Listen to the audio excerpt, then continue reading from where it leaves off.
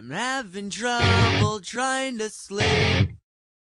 I'm counting sheep but running out. As time ticks by, still I try. No rest for cross chops in my mind. On my own, here we go.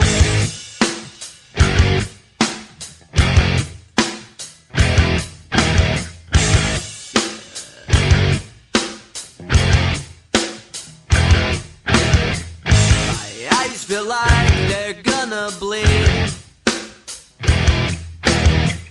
Right up and bulging out my skull. My mouth is dry. My face is numb. Fucked up and spun out in my room. On my own, here we go.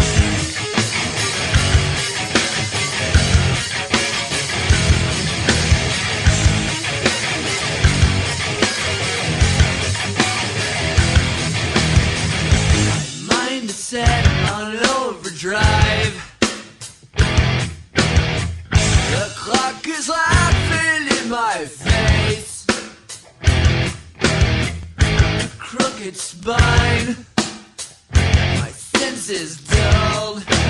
That's the point of delirium. On my own, here we go. The $700 billion bailout for Wall Street is being driven by fear, not fact. This is too much money in too short a time going to too few people while too many questions remain unanswered. Why aren't we having hearings on the plan we've just received? Why aren't we questioning the underlying premise of the need for a bailout with taxpayers' money? Why have we not even considered any alternatives other than to give $700 billion to Wall Street? Why aren't we asking Wall Street to clean up its own mess? Why aren't we passing new laws that stop the speculation which triggered this? Why aren't we putting up new regulatory structures to protect the investors? How do we even value the $700 billion in toxic assets? Why aren't we directly helping homeowners with their debt burden? Why aren't we helping American families faced with bankruptcy? Why aren't we reducing debts for Main Street instead of Wall Street?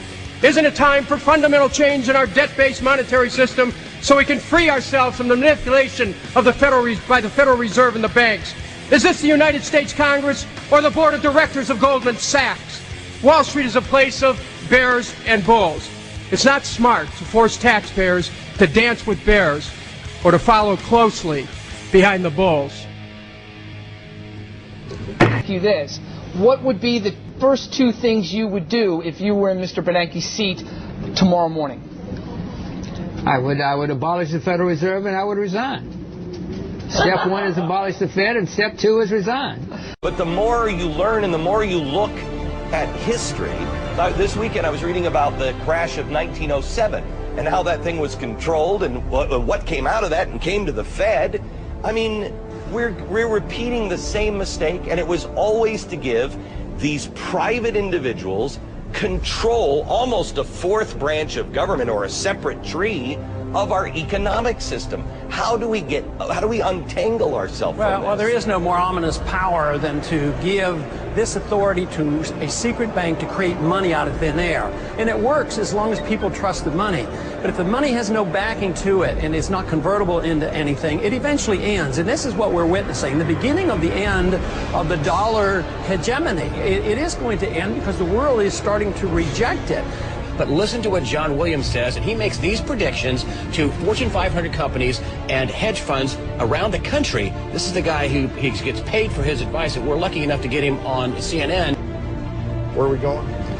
We have a severe recession ahead of us with even higher inflation than we're seeing now. It's going to be probably the worst business cycle seen since the Great Depression. The Federal Reserve is no more federal than Federal Express. So the Federal Reserve is actually an illegal entity functioning within government. It's illegal, and what we have given to this so-called agency is the authority to counterfeit money. Do you have any points of view about the Federal Reserve and how the Federal Reserve operates? They just enter something on a computer. Oh, you need 20 billion today. Here's 20 billion. But they got that out of thin air. It came out of thin air. It goes to the Treasury. The Treasury then pays the bills. What's not good about 400 points on the Dow? is pouring huge amounts of money into the system. It's printing money. It's going to cause more and more inflation. The dollar's going to continue to go down. It's going to cause a worse recession in the end. The president really has no control, nor does the Congress have any control over this cartel. It just has the appearance of control. But I want to get your take on how much lower you think the markets can go right now. We think that the markets can decline 50 or 60%. We hate to say something so somber, but this is not the time to be optimistic or pessimistic. It's time to be realistic.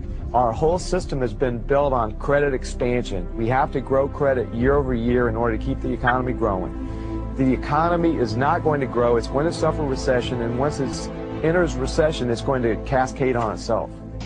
How much money does the Federal Reserve have? I know they can run the printing presses forever, but that is not good for the world. Inflation is not good for the world. A collapsing currency is not good for the world. But the bad news this morning seemed to be irrelevant compared to yesterday's announcement of the most sweeping reform and regulation of the financial sector since the Great Depression. So if that is why the market is so happy, how long is that going to last? I mean, isn't this a little like rearranging the deck chairs in the Titanic? Isn't it already too late? You got to let them go.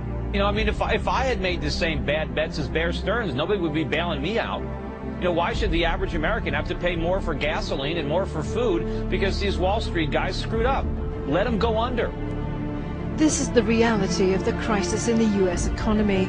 People who used to own their own homes are living hand to mouth on land once occupied by those less fortunate. OPEC says the reason for $105 or $106 a barrel oil is the falling value of the dollar, and you won't address that issue. Where do we go to find out who's right? Wendell, I'm under strict instructions and have been from the beginning to not talk about the dollar, and I'm not going to get fired to satisfy your question.